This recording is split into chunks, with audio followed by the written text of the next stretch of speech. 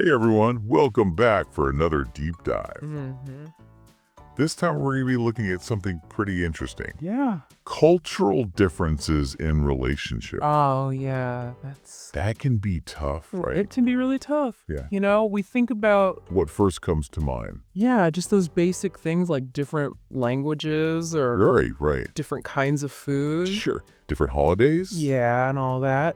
But it goes way deeper than that. No, absolutely. So, like, when we think about culture, Yeah. it's really like an invisible script we all carry around. Okay. It really shapes how we communicate, Yeah. how we express our emotions, how we even view the world. Okay, so that's a great way to put it, like an invisible script. Yeah. So what does that actually look like in real life, though? Let's see. So, like, in some cultures, being indirect is seen as polite, Right. whereas in others, directness is valued much more. Yeah. So, let's think about someone trying to say no hmm politely Okay. in a high context culture. They might avoid saying no directly. Right. Instead, use kind of subtle hints or nonverbal cues. Okay. But someone from a low-context culture, Mm-hmm. they might totally miss those cues, So, yeah. feel confused, Yeah. or even offended. Right. So, it's like you said, It really is. they're speaking a different language, even Yeah. when they're using the same words. It can cause a lot of miscommunication, Absolutely. especially early on in a relationship Yeah. when you're just getting to know each other. Yeah. So even a simple phrase like, that's interesting, Oh, totally. could have a completely different meaning, Totally different. depending on that context. That cultural context. Yeah. Yeah. And that's why it's so important to not just learn the language, Mm-hmm. but to also learn the norms, the values behind the language. The why behind the what. Exactly. The why behind the what. I remember reading this anecdote one time, this woman Yeah. whose husband kept calling her cookies dusty, Oh my God. and she was so confused. Until she finally figured out Yeah. he meant crumbly, Yeah. which in his culture was a positive thing, Oh, wow. but it wasn't translating. Right. Yeah. That's a great example of how, like, small language differences can actually reveal deeper cultural values. Totally. In this case, how different cultures view texture Mhm. and what qualities are actually considered desirable Right. when we think about food. Yeah. Okay, so we've talked about these communication styles. Mm-hmm. What are some other areas where these like invisible scripts Oh, yeah. can cause friction? Well, gender roles and family dynamics are huge. Okay. Cultures have all these different expectations about how men and women should behave in a relationship, how decisions are made, and even the level of involvement from extended family. That's huge. So one partner might be used to like a collaborative Right. approach to decision making, Mm-hmm. while the other's coming from a culture where it's head of the household makes the Mm. calls. Exactly. And then there's that question of Yeah. family involvement. Yeah. Imagine one partner's family expects to be Oh, yeah. really involved in everything, Mm-hmm. career choices to childcare, Wow. while the other person prioritizes independence. Right? For the couple, that clash of expectations Yeah. can create a lot of tension if Yeah. it's not addressed openly and respectfully. Right. Like their values Yeah, can really make or break a relationship. absolutely. And that's why it's so important for couples Yeah. to acknowledge those differences from the start. Yeah. Be curious about each other's perspective Yeah. and be willing to compromise. It's not about erasing the differences, but finding ways to weave them together Okay. into a unique and vibrant tapestry. So it's like not trying to force your partner into your cultural mold, Yeah, but to create this space where Yeah. your cultures can coexist exactly. and maybe even enrich each other. Enrich each other. Yeah. It's about building bridges, not walls. Okay. And sometimes that bridge building Mhm. might actually require some outside support, Okay. like seeking guidance from therapists, Yeah. specializing in cross-cultural or interfaith issues. Okay. So we've laid this groundwork Yeah, of understanding the impact of culture. right. Where do we go from here? Well, the first step is awareness. Okay. Don't try to brush those differences under the rug Mm-hmm. or pretend they won't matter. Yeah. Be honest with yourselves and with each other Uh-huh. about what each of you bring to the table culturally. Yeah, it's like they say, hope is not a strategy Exactly. if you just ignore it. Right. Setting yourself up for a bumpy ride. Definitely bumpy ride. Yeah. So step 1, acknowledge the differences. Okay. Step 2, get curious. Okay. Instead of fearing those differences, Mm-hmm. approach them with excitement and wonder. Okay. Ask questions, listen with interest, and try to see the world through your partner's cultural lens. So instead of, this is weird, it's Yes. this is fascinating. Tell me more. Exactly. Yeah. And as you learn, be open to adapting and compromising. Okay. You might need to adjust some of your own expectations and Mhm. practices. Yeah. And that's okay. Right. It's about finding a balance that honors both partners' cultural backgrounds. It's like creating this new culture Mm-hmm. that's unique to your relationship. Yeah. Like a blend of both of your worlds. It is a blend. Yeah. Building a bridge that connects both shores, Uh-huh. not trying to relocate one shore to the other. Okay. And communication is key throughout. Communication is always key. Always key. But I'm curious, like, how do couples navigate those really sensitive topics? Oh, yeah. Like religion or dietary practices. Yeah, those can be Those are minefields. minefields, especially when there's deeply held beliefs. Right. It's all about respect and finding common ground. Okay. For example, if one partner follows a specific dietary practice, Mm-hmm. maybe you could explore creating fusion meals Okay. that incorporate elements from both cultures. I love that. Like Right. kimchi quesadillas. Yes. You know, I've Yeah. seen some amazing recipes Yeah. that blend Korean and Mexican Yes. flavors. It's about finding those creative solutions that respect each other's traditions. Okay. And when it comes to religious differences, Yeah. couples can find ways to celebrate both traditions, Right. creating a rich tapestry of shared experiences. Yeah. Imagine celebrating both Hanukkah and Christmas, Wow. or incorporating elements from both Diwali and Ramadan Yeah. into your family traditions. Right. It's about building a new, unique Yeah. cultural landscape that reflects both partners. So taking the best of both worlds Exactly. and creating something even more beautiful and meaningful. Yes. It's about seeing those differences, Mm-hmm. not as obstacles to overcome, Yeah. but as ingredients to savor Okay. and blend into something Right. new and delicious. Okay. So we've covered communication, Mm-hmm. navigating sensitive topics, Yep. importance of compromise. Yeah. But I'm curious, Yeah. like, how do we move beyond just surviving Oh, yeah. to actually thriving? That's the goal. Yeah, in a cross-cultural relationship. Yes. One of the keys to thriving Okay. is to see those differences, Mm-hmm. not just as challenges, Okay. but as opportunities for growth and enrichment. Okay. It's about recognizing your partner's cultural background Yeah. brings a unique set of perspectives and experiences and traditions Right. that can enrich your life in countless ways. So it's like having a built-in Yes, adventure guide to a whole new world. absolutely. Yeah. An opportunity to step outside your comfort zone, Mhm. expand your horizons, Yeah. see the world through a different lens. Right. And that kind of cultural exchange can be incredibly stimulating Yeah. and rewarding both personally and relationally. That makes a lot of sense. But how does this actually play out Yeah, in real life? absolutely.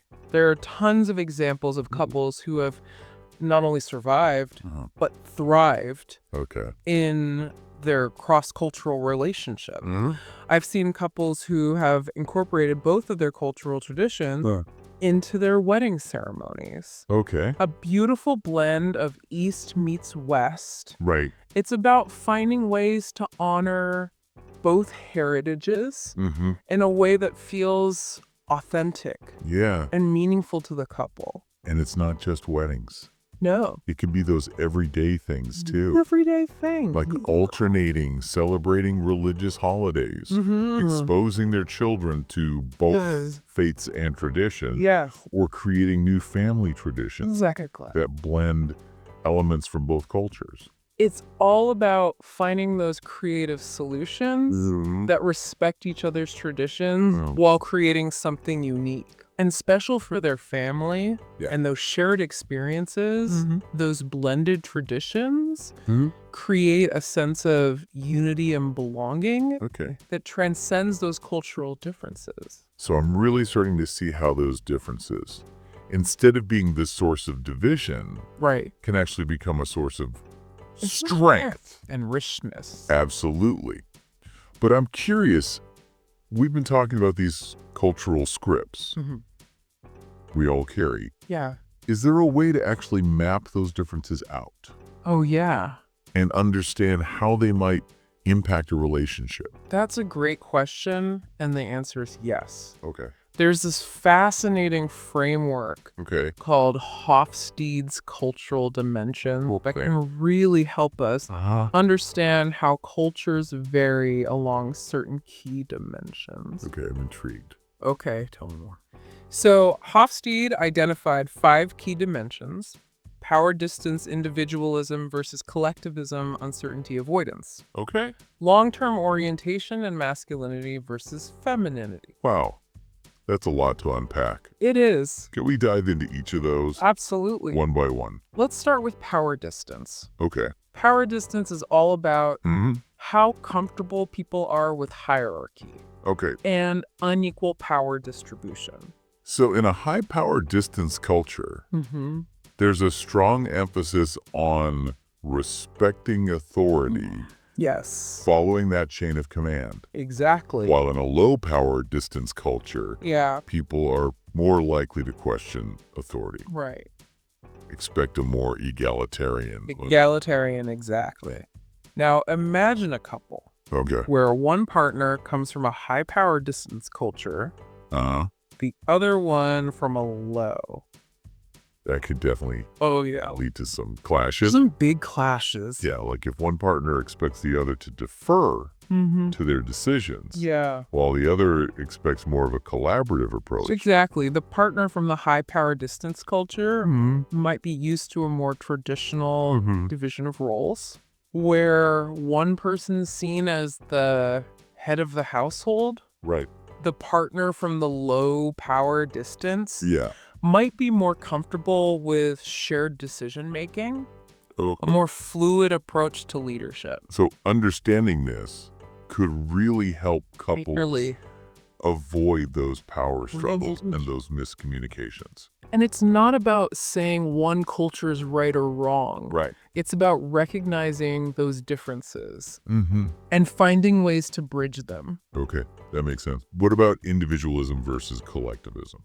Okay, so this dimension explores the balance between individual needs and the needs of the group. Okay. So in individualistic cultures, people tend to prioritize their own goals and independence, while in collectivistic cultures, the focus is on group harmony and interdependence. So in the individualistic culture, it's me. And the collectivistic culture, it's we. You got it. Okay. Now imagine where one partner comes from a highly individualistic culture, like the United States, and the other from a more collectivistic culture, like Japan. Okay, that could definitely lead to some friction. Some friction. Yeah, like if one partner wants to make a major life decision without consulting their family, while the other feels obligated to involve their extended family in every decision. Exactly. Or think about something as simple as choosing where to live. Okay. A partner from an individualistic culture might prioritize career opportunities, even if it means moving away from their family. Wow. A partner from a collectivistic culture might feel a really strong obligation to stay close to their family, Okay. even if it means sacrificing some personal ambitions. So this could have a huge impact, You could. from career choices to Big impact. family relationships.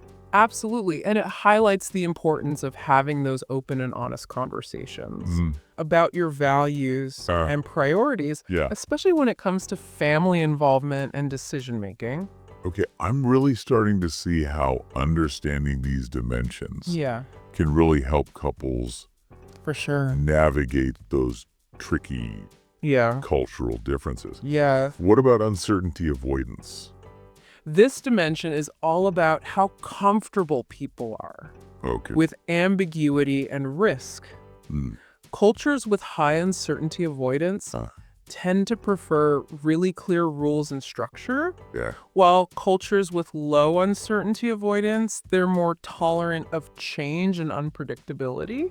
So imagine a couple where one partner is a meticulous planner, always needing to have everything scheduled and organized, while the other is more spontaneous and goes with the flow. The partner with high uncertainty avoidance might feel anxious, stressed out by the other's lack of planning. While the partner with low uncertainty avoidance might feel stifled and controlled by all the rules and regulations. It's like they're speaking different languages Different language. when it comes to how they approach life. Exactly. And this dimension can play out in all sorts of ways.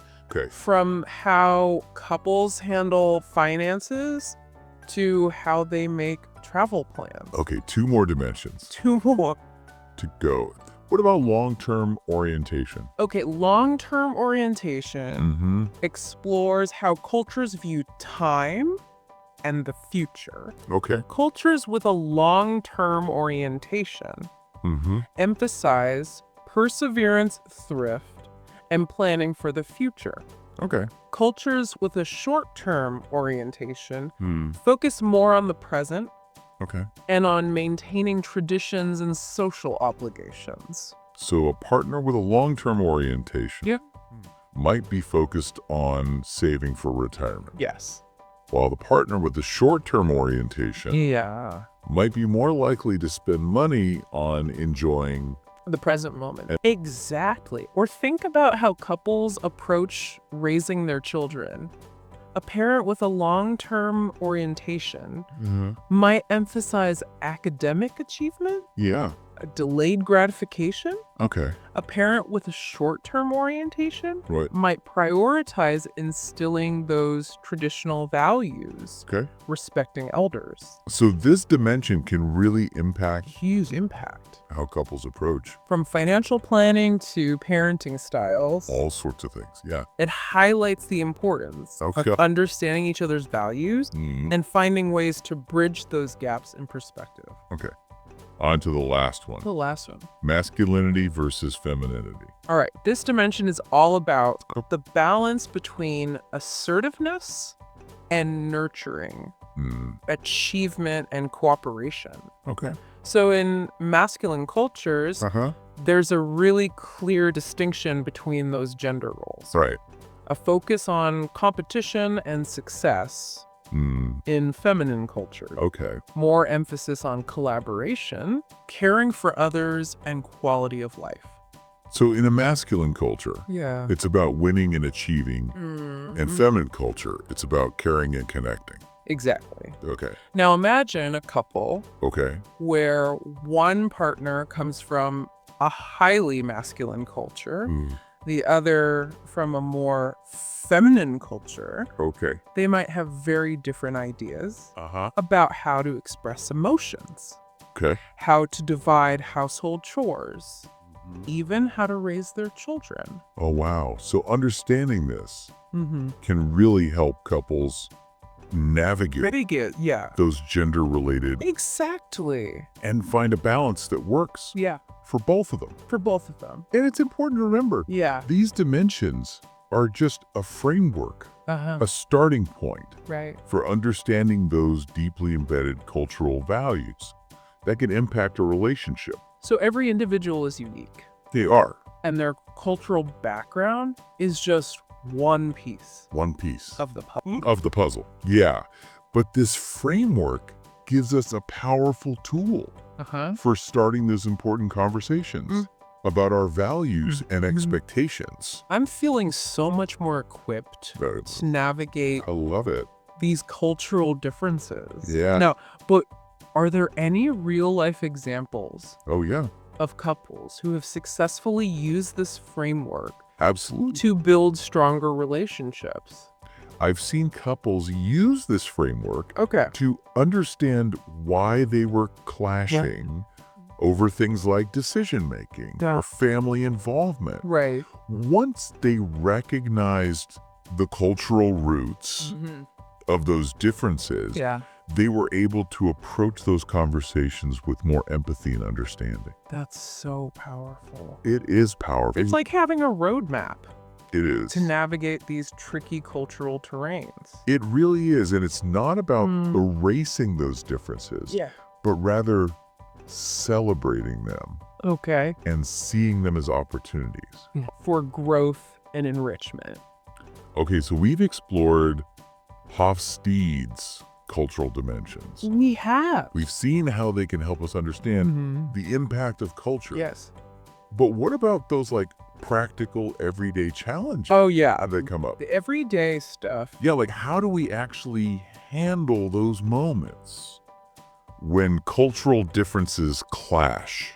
That's a great question. And the key is to remember Okay. that those clashes are inevitable. Right. They're going to happen in any relationship, but even more so in cross-cultural relationships. Right.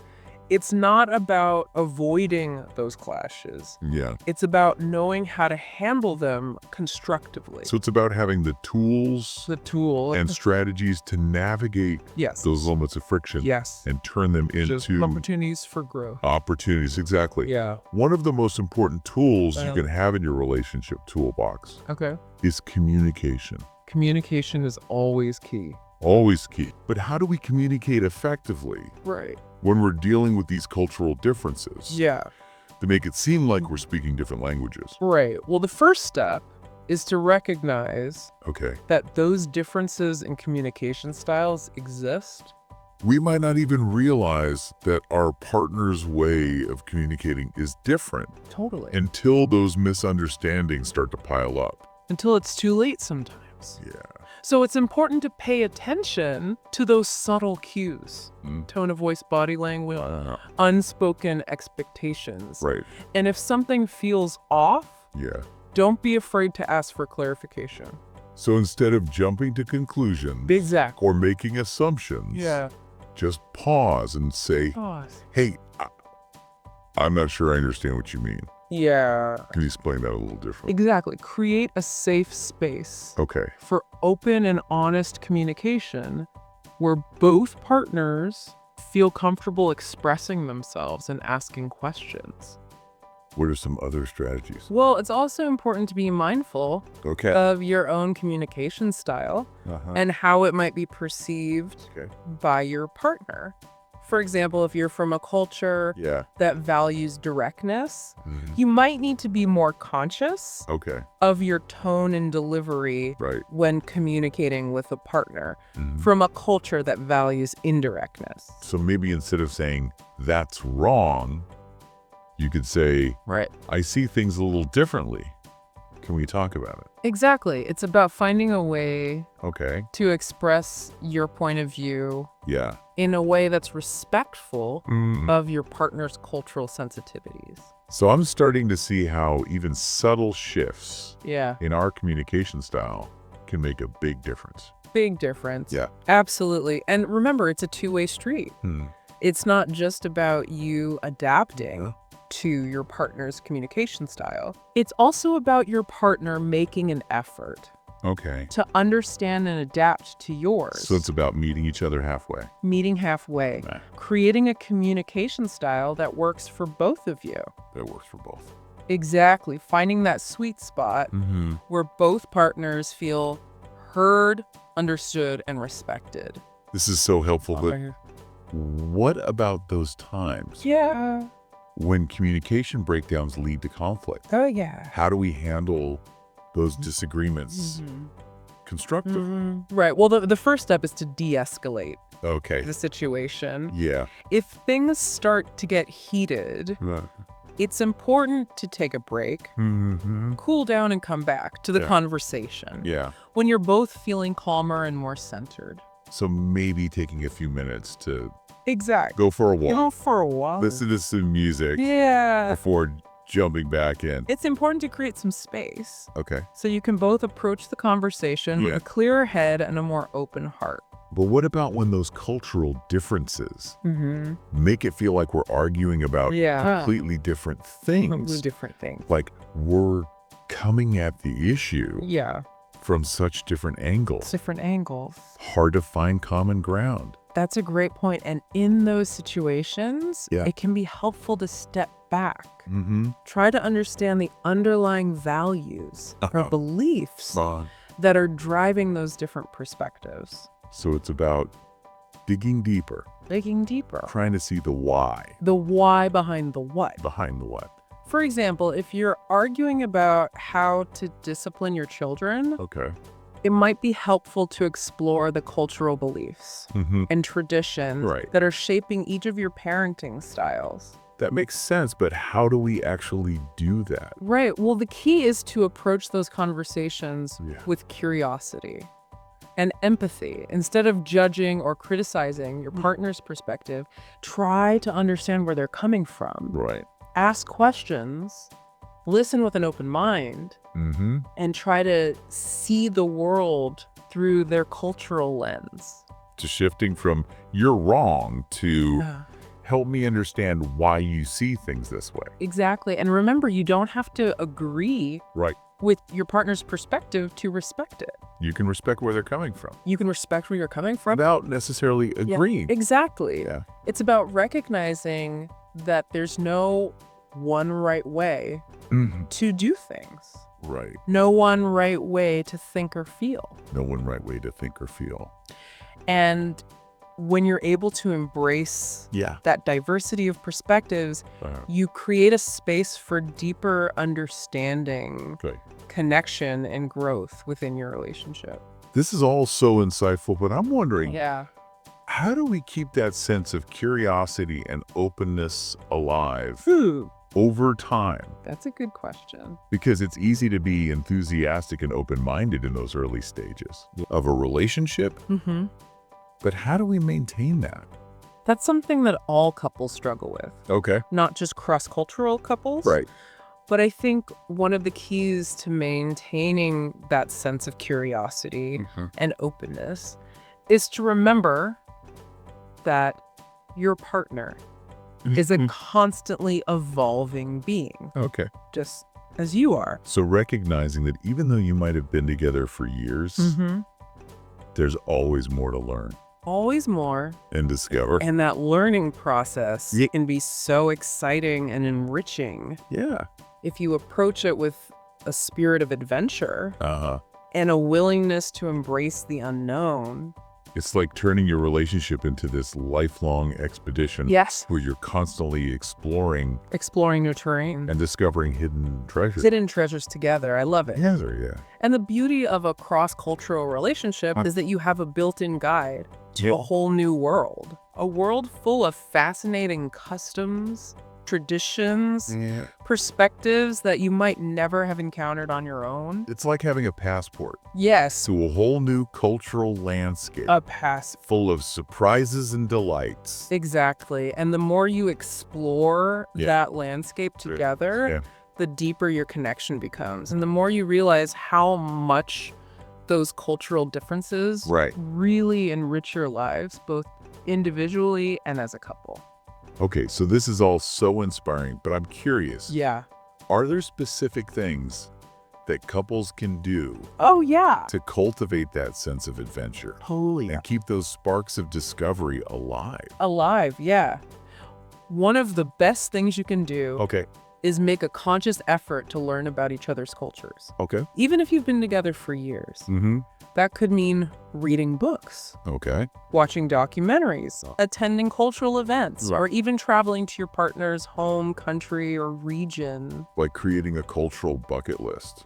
A cultural bucket list? I love it. Together. What other ways? Yeah, what are some other ways? To keep those sparks flying. To keep those sparks flying.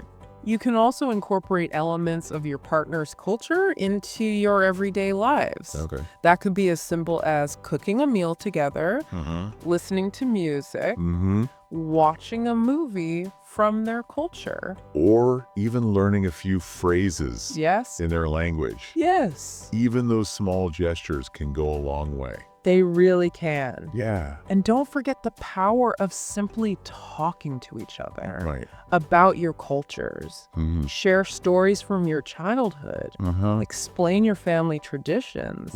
Talk about what those cultural values mean to you. It's like creating this shared cultural narrative. Yeah. Tapestry woven with thread. Woven with threads. I love it. Of both your backgrounds. Exactly. And that tapestry with its rich blend of colors and textures becomes a symbol of your unique and beautiful love story. I love that. But what about those couples who are facing resistance from their families or communities? That's a tough one. Yeah. Because those external pressures can be so challenging, especially if those families or communities hold strong cultural or religious beliefs that clash with the idea of a cross-cultural relationship. So it's like you're not just fighting a bigger battle for your relationship. Yeah. You're fighting against societal norms. Deeply ingrained societal norms. It can be really isolating. Yeah. And exhausting. So what advice would you give couples who are facing that kind of resistance? Well, I think the first step is to remember that you're not alone. Okay. There are countless couples out there who have faced similar challenges. Yeah. And many of them have found ways to make their relationships work. That's such an important point. Yeah. It's so easy to feel isolated and over when you're facing those external pressures. Yeah. But to remember that you're not the first couple to go through this. You're not the first, and there are resources available to help. There are therapists who specialize in cross-cultural relationships. Okay. And there are online communities and support groups where couples can connect with others who are going through similar experiences. It's like having a tribe of people. A tribe who get it. Yeah. And I think it's also important for couples to have a strong support system within their own relationship. So when you're facing that external pressure, it's even more crucial. To have a partner. To have each other's backs. Who's got your back. Exactly. It's about being able to rely on each other for emotional support, encouragement, and validation. And it's about presenting a united front to those families or communities who might be resistant. So it's about saying, we love each other. Yeah. We're committed to making this work. Yes. Regardless of what anyone else thinks. That kind of unwavering support can make all the difference in helping couples withstand those external pressures. It really can. And sometimes it might even help to have those difficult conversations with family members or community leaders, explaining why this relationship is so important and asking for their understanding and acceptance. That takes courage. It does. But sometimes those conversations, even if they're difficult, can open the door to greater understanding and acceptance. And even if those families or communities don't immediately come around, it's important for couples to remember that their love for each other is what matters most. Is ultimately what matters most. Beautifully said. Yeah. It's about choosing love over fear. Acceptance over prejudice. And unity over division. And that's a powerful message. Powerful. Not just for couples in cross-cultural relationships. But for all of us. Now, before we move on to the final part of our deep dive, I want to touch on a topic that's often overlooked, but can actually have a big impact on the success of a cross-cultural relationship. Oh, I'm intrigued. What is it? It's the importance of self-awareness. Ah, yes, self-awareness. That's a big one. It really is. Yeah. Because before you can truly understand and appreciate your partner's cultural background, you need to understand your own. It's like you can't see the world clearly through someone else's lens. Right. If you don't even understand. If you don't understand your own lens. You're looking through. Exactly. So if you're in a cross-cultural relationship, I encourage you to take some time to reflect on your own cultural background. Your values, your beliefs, and your assumptions. And that can be a really eye-opening experience. It really can. Yeah. You might start to realize that some of the things you've always taken for granted are actually cultural constructs, not universal truths. And that realization can help you be more open-minded. More open-minded and understanding when you encounter different cultural perspectives. Right. It's about recognizing there's no one right way. No one right way to do things. To think or to feel. Yeah. And that diversity of perspectives is what makes the world such a rich and fascinating place. Absolutely. Now, are you ready for our final round? I'm ready. Of real-world examples. Let's do it. Okay. So I've got a story that's close to my heart. Okay. It's about a couple who met through a mutual friend. Okay. She was from a large Filipino family. Okay. He was from a small Jewish family. Oh, that's a beautiful Yeah. blend of cultures. I'm already invested. Me too. They hit it off immediately. But they knew that those cultural differences would be a challenge. A challenge. Especially when it came to family traditions and religious beliefs. Equal. Yeah. But they were determined to make it work. Okay. They started by having those open and honest conversations. Yes. About their cultures and their expectations for the relationship. That open communication is so crucial. Yeah. It lays the foundation for understanding and respect. Absolutely. And they made a conscious effort to learn about each other's cultures.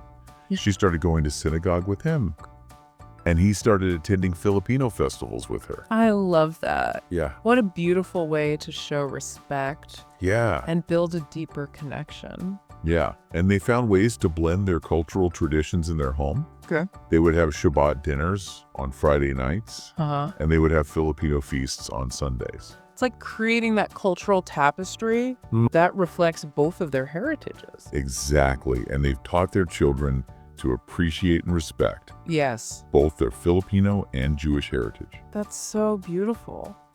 Yeah. It's about creating a family culture that embraces diversity and celebrates those differences. And you know what? They're one of the most loving and supportive couples I know. That's a testament to the power of love and understanding to overcome even the most significant cultural differences. It really is. And their story's a reminder. It is. That cross-cultural relationships can be so enriching. Absolutely. And rewarding. They represent a celebration of diversity, a testament to the power of love to bridge divides, and a source of hope for a more tolerant and interconnected world. Beautifully said. Now, before we move on to that final part of our deep dive, I want to take a moment to reflect on something that's been coming up again and again. All these stories. I'm curious, what is it?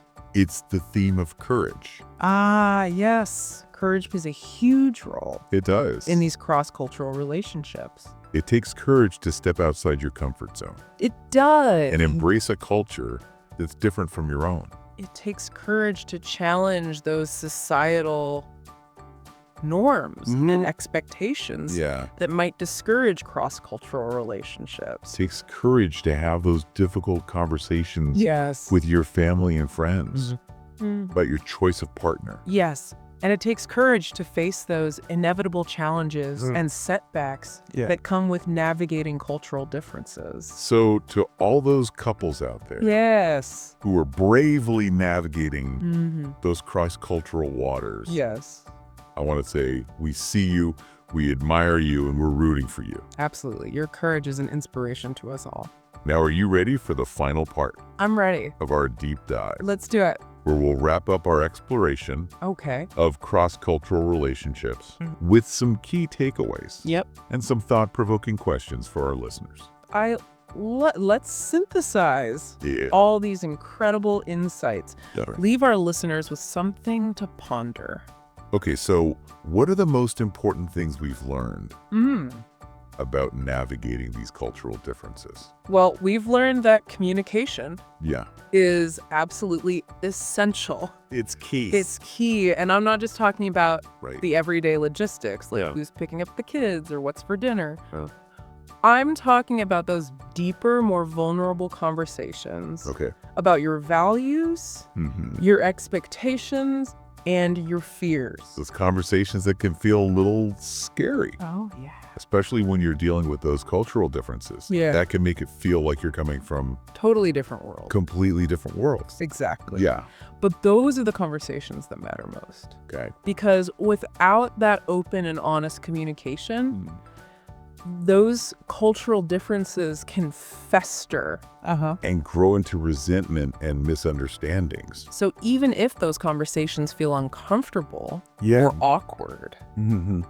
it's so crucial It is crucial. to create that safe space Yeah. where you can both express yourself freely Mm-hmm. and truly listen And listen, with open minds and hearts. absolutely. Yeah. And remember, communication is a two-way street. Right. It's not just about you expressing your needs Uh-huh. and expectations. Okay. It's about truly listening to Mm-hmm. and understanding your partner's perspective, Yeah. even if it's different from your own.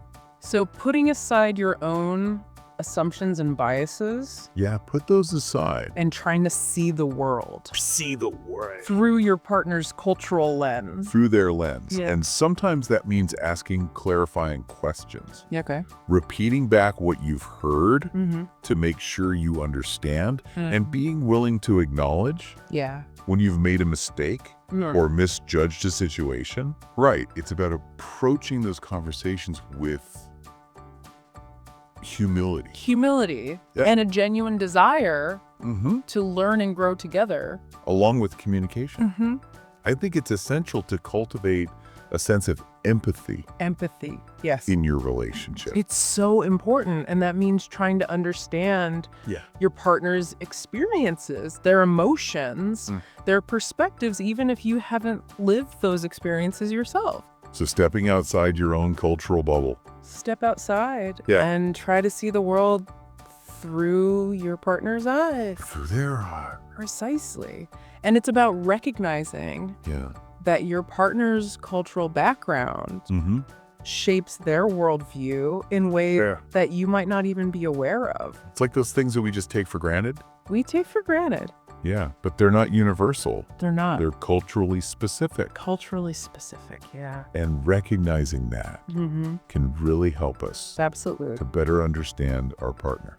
It's about recognizing that even seemingly small Mm-hmm. cultural differences Yeah. can have a big impact Right. on how we interpret events, react to situations, and relate to each other. And those differences aren't right or wrong. They're not. They're just different. We're just different. And when you can approach those differences Yes. with empathy and understanding, Yeah. you create a space You create a space for deeper connection, intimacy. deeper connection, intimacy. This is so powerful. It is. It's like building a bridge a bridge of empathy. that connects About those two different cultural There's shores. two shores, exactly. And that bridge allows for a flow of understanding, respect, and love between those two worlds. Now, before we wrap up this final part Yes. of our deep dive, Okay. I want to touch on one more crucial aspect Okay. of navigating these cultural differences in relationships. All right. And that's the importance of self-awareness. Self-awareness is so important. Yeah. Often overlooked, but it's about understanding your own cultural lens, the values and beliefs that shape your worldview Right. and how you interact with the world. It's like taking a step back Take a step back. and examining those invisible scripts Those invisible scripts we talked about earlier, that we talked about. the ones that are guiding our behaviors and expectations, Without us even realizing it. Without us even realizing it, exactly. Because the more aware you are of your own cultural biases and assumptions, the better equipped you'll be to recognize when those biases are clashing with your partner's cultural perspective. So it's about developing that self-awareness. Yeah. So you can navigate those cultural differences with more intentionality and understanding. And it's also about recognizing that your cultural background is just one piece of the puzzle. Right. It doesn't define you. Yeah. And it doesn't define your relationship. It's just one layer. One layer. Of this complex and beautiful tapestry. Beautiful tapestry. That you're creating together. That you're creating together, exactly. Yeah, and that tapestry woven with threads. Woven with threads. Of different cultures, traditions, experiences. It's what makes your relationship so unique and special. I'm feeling so inspired. Me too. By all the stories we've shared. The stories. And the insights we've gained during this deep dive. It's amazing how much we can learn from those couples who have chosen to embrace those cultural differences and build relationships that transcend those boundaries. And I'm so grateful to all our listeners for joining us on this journey of exploration. It's been an absolute pleasure diving deep with you all. Welcome back to our deep dive into cultural differences in relationships. It's been a fascinating journey so far. Oh, it really has. We've covered so much ground. We have exploring communication styles, gender roles, family dynamics. All those invisible scripts that shape how we interact with each other. Those invisible scripts are so powerful, aren't they? Oh, they really are. Sometimes we don't even realize they're there. Until they clash with someone else's scripts, right? Exactly. And then it's like, oh, okay, we're coming at this from completely different angles. And that's where those misunderstandings and conflicts can arise. Right. But we've also seen how those differences could be a source of strength and growth. Absolutely. It's about learning to appreciate those different perspectives, those different ways of seeing the world. And weaving them together into something beautiful and unique. Like a tapestry with all those vibrant colors and textures. I love that analogy. So as we wrap up this deep dive, what are some key takeaways?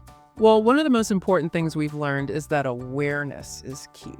Awareness of those cultural differences. Exactly. Those differences in communication styles, in values and expectations. So don't just assume that your partner sees the world the same way you do. Right, because they might not, and that's okay. It's about recognizing those differences and then figuring out how to navigate them together. And communication is crucial for that navigation. Oh, absolutely. Those open and honest conversations about your needs, your expectations, your fears. Even when those conversations feel uncomfortable or difficult. Because avoiding those tough topics will only lead to more problems down the road. Exactly. It's like sweeping those differences under the rug. They'll just keep popping back up. And those bumps in the road can turn into major obstacles if you don't address them. So create that safe space where you can both be vulnerable and share your true feelings. And listen to each other with empathy and respect. Even when you don't agree. Because remember, there's no one right way to do things. There are so many different ways of seeing the world, and that's what makes it so fascinating. Absolutely. So embrace those differences. Celebrate them.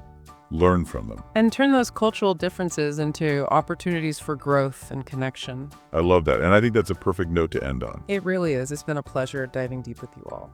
And to all our listeners out there, thank you for joining us on this incredible journey of exploration. Keep those conversations flowing, keep those hearts open, and keep embracing the beauty of diversity in your relationships. And until next time, keep diving deep.